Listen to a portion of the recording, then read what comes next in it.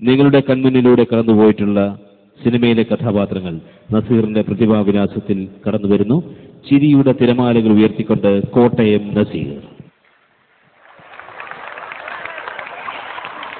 പ്രിയമുള്ളവരെ, മിമിക്രി എന്ന് കേൾക്കുമ്പോൾ ആദ്യം നമ്മുടെ മനസ്സിലോടിയിരുന്നത് സിനിമാ താരങ്ങളുടെ ശബ്ദമാണ്. ഇതിനു മുമ്പ് പല പ്രാവശ്യവും സിനിമാ താരങ്ങളുടെ ശബ്ദം പല രൂപത്തിലും പല ഭാവത്തിലും ഇവിടെ ഞാൻ അവതരിപ്പിച്ചിട്ടുണ്ട്. പക്ഷെ ഇന്ന് ഓരോ താരങ്ങൾ വന്നു പോകുന്നതല്ലാതെ ഒരു കഥയിൽ എല്ലാ താരങ്ങളുടെയും ശബ്ദം ചെയിനായിട്ട് നമ്മളൊരു കഥ കേൾക്കുന്നത് പോലെ ഇന്ന് അവതരിപ്പിക്കുകയാണ്. സുനാമി ദുരന്തത്തെ തുടർന്ന് മുഖ്യമന്ത്രിയുടെ ദുരിതാശ്വാസ ഫണ്ടിലേക്ക് അമ്മയിലെ എല്ലാ താരങ്ങളും ഒട്ടുമിക്ക താരങ്ങളും ചേർന്ന് ഒരു തട്ടുകട ഇവിടെ ആരംഭിക്കുകയാണ്. ഈ തട്ടുകടയിലേക്ക് എൻ്റെ പ്രിയപ്പെട്ട പ്രേക്ഷകരെ ഞാൻ സ്വാഗതം ചെയ്യുന്നു. നമസ്കാരം പ്രിയമുള്ളവരെ, ഞങ്ങൾ സിനിമാ താരങ്ങൾ ആരംഭിക്കും തട്ടുകടയിലേക്ക് എല്ലാവരെയും സ്വാഗതം ചെയ്യുകയാണ്. എടാ ജഗദീഷേ, നോക്കി നിൽക്കാതെ അനൗൺസ് ചെയ്ത് ആളെ കൂട്ടടാ. Excuse me ladies and gentlemen, ഞങ്ങൾ സിനിമാ താരങ്ങൾ ആരംഭിക്കുന്ന തട്ടുകടയിലേക്ക് എല്ലാവരെയും സ്വാഗതം ചെയ്യുന്നു. സഹാറ മരുഭൂമിയിൽ അനുഭവപ്പെടുന്ന ചൂടിനേക്കാൾ ഡബിൾ ഇരട്ടി ചൂടുള്ള ചൂടൻ ദോശകൾ, ചട്നികൾ, സാമ്പാറുകൾ, കൂടാതെ ചിരിച്ച കോഴിയും പിച്ചാത്തിയും.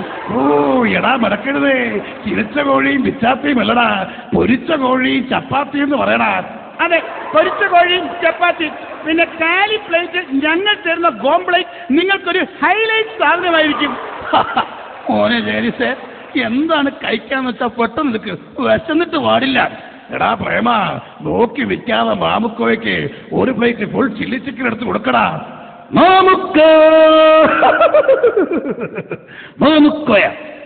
മാമുക്കോയ്ക്ക് ചില്ലി ചിക്കനല്ല, പള്ളി ചിക്കൻ തന്നെ തരും. എന്നൊരു കാര്യം, തൊട്ടപ്പുറത്ത് ആ കൊച്ചിൻ ഹനീഫയും നരേന്ദ്രപ്രസാദും കൂടെ ചേർന്ന് ഒരു തട്ടുകട നടത്തുന്നുണ്ട്.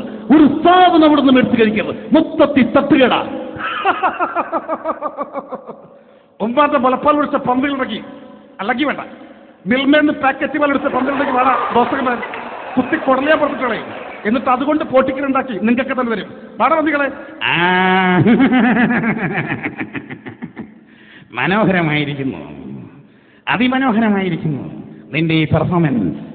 വയലേലകളിൽ വിളഞ്ഞു നിൽക്കുന്ന നെല്ലാട്ടിയെടുത്ത് ശുദ്ധമായ വെളിച്ചെണ്ണയെ ചുട്ടെടുക്കുന്ന ദോശ, അതിന് മാർദ്ദവം കൂടും. It is very nice. എന്റെ ദോശ തിന്നവരാരും ഇന്നുവരെ ജീവിച്ചിരുന്നിട്ടില്ല. ദോശമാവ് കൊയ. സത്യത്തിൽ പൊറോട്ട എന്ന് കേട്ടപ്പോഴേ എന്റെ കരണക്കടിച്ചതുപോലെ എനിക്ക് തോന്നി. പൊറോട്ട ഉണ്ടാക്കാൻ കഴിയാഞ്ഞിട്ടല്ല, അമേരിക്കൻ മാവ് കുഴച്ചെടുത്ത് അടിച്ചു പരത്തി ഉണ്ടാക്കിയ സാധനം. ഒരു ബാബു നമ്പൂതിരി വിചാരിച്ചാലും പൊറോട്ട ഉണ്ടാക്കാൻ കഴിയും. എന്താ സംശയമുണ്ടോ? മറക്കണോ? പഴയൊക്കെ മറക്കണോ?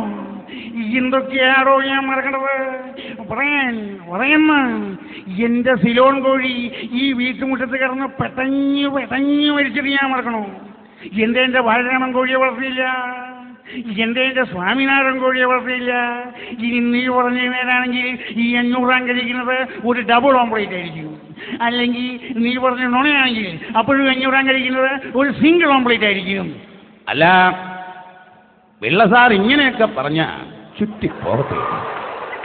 ഞാനാണ് ഈ തട്ടുകട നടത്തുന്നതെങ്കിൽ അരി ഞാൻ അരയ്ക്കും, മാവ് ഞാൻ കുഴയ്ക്കും, ദോശ ഞാൻ ചുടും, സമ്മന്തിയും ഞാൻ അരയ്ക്കും, ഈ വണ്ടി ഞാൻ തള്ളിക്കൊണ്ടിരുന്ന് വിൽക്കുകയും ചെയ്യും.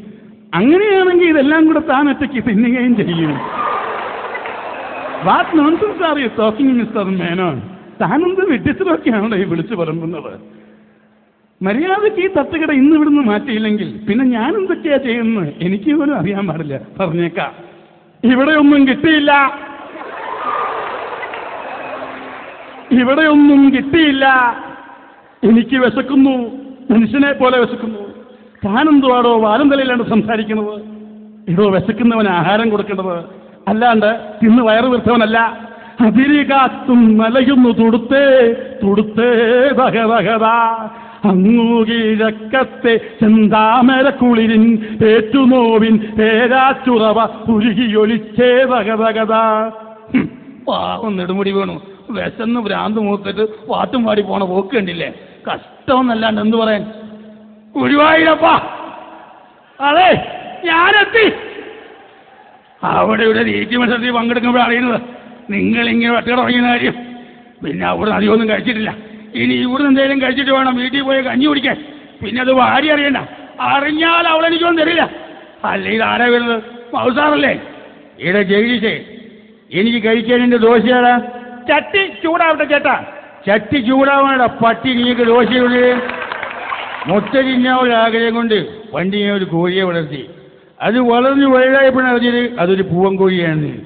അന്ന് തീർന്നാണ് മുട്ട തിന്നാനുള്ള എൻ്റെ ആഗ്രഹം. ഞാൻ മുട്ടയുടെ കാര്യം പറയുമ്പോൾ സുരേഷ് ഗോപി എന്തിനാണ് കോഴി മുട്ടയിൽ തന്നെ കാണിക്കുന്നത്? ഓർമ്മയുണ്ടോ ഈ മുട്ട? ഓർമ്മ കാണില്ല. ഒരുപാട് മുട്ട കൊണ്ട് ഇങ്ങനെ ഓംപ്ലേറ്റ് അടിച്ച് കഴിച്ചതല്ലേ? ചിലപ്പോൾ മറന്നു കാണും. അന്ന് ഞാൻ കണ്ണൂരിൽ കോഴിയെ വളർത്തുന്നു. നിലാവട്ട തഴിഞ്ഞാടി ഒരു കോഴിയെ പിടിച്ച് ചിക്കൻ ഫ്രൈ ഉണ്ടാക്കാൻ നിങ്ങൾക്ക് ഞാൻ പ്രാക്ടീസ് തന്നു. അന്ന് കരഞ്ഞ് പറഞ്ഞത് ഓർമ്മയുണ്ടോ? സാറിന്റെ കോഴിക്ക് വസന്തയാണ്. യെസ്, ഐ ആം സുരേഷ് കോഴി. Just December that shit. ഓ വൃത്തികെട്ടവൻ വന്ന് ഷിറ്റെന്ന് പറയും. അത് കേട്ട് ഷിറ്റിടാൻ ഇവിടെ കുറെ കോഴികളും. മുഖ്യമന്ത്രിയെങ്കിൽ എത്തി. പെട്ടെന്ന് ഇവിടെ എല്ലാവരും ഒന്ന് മാറിക്കേ. ഈ കേരളത്തെ സംബന്ധിച്ചിടത്തോളം, അതായത് ഇപ്പോൾ കേരളത്തിൽ ഈ ഒരുപാട് പ്രശ്നങ്ങളുണ്ട്. അതിൻ്റെ ഇടയ്ക്ക് ഈ സുനാമി എന്ന് പറഞ്ഞിട്ട് എനിക്ക് ഈ ഭ്രാന്ത് പിടിച്ചിരിക്കും. അതെൻ്റെ മുടിയൊക്കെ ഇങ്ങനെ ഇരിക്കുന്നത് തന്നെ. അതപ്പോൾ ഞാൻ ഈ പറഞ്ഞു വരുന്നത്, നിങ്ങൾ എത്ര രൂപയാന്ന് വെച്ചാൽ പെട്ടെന്ന് ഇങ്ങ് തന്നാലേ ഞാൻ അങ്ങ് വയ്ക്കൊള്ളാം. ഞങ്ങളെല്ലാം കൂടെ ഒരു 3 ലക്ഷം രൂപ കളക്ട് ചെയ്തിട്ടുണ്ട്. അപ്പോൾ അത് വളരെ നല്ല കാര്യമാണ്. അപ്പോൾ പെട്ടെന്ന് ഇങ്ങ് തന്നോളൂ. അല്ല സാർ, ഒരു കാര്യം ചോദിച്ചോട്ടെ, ഇത് സുനാമി ഫണ്ടിലേക്ക് തന്നെയല്ലേ പോകുള്ളൂ ഈ പൈസ? എന്ന് പറഞ്ഞാൽ ഈ സുനാമി എപ്പോഴാണ് വരുമെന്ന് പറയാൻ പറ്റുമോ? അതുകൊണ്ട് തൽക്കാലം ഇത് സുനാമിയിലേക്ക് പോവില്ല, ഈ എൻ്റെ ബിനാമിയിലേക്ക് പോകും. അപ്പോൾ എല്ലാം പറഞ്ഞതുപോലെ നന്ദി, നമസ്കാരം.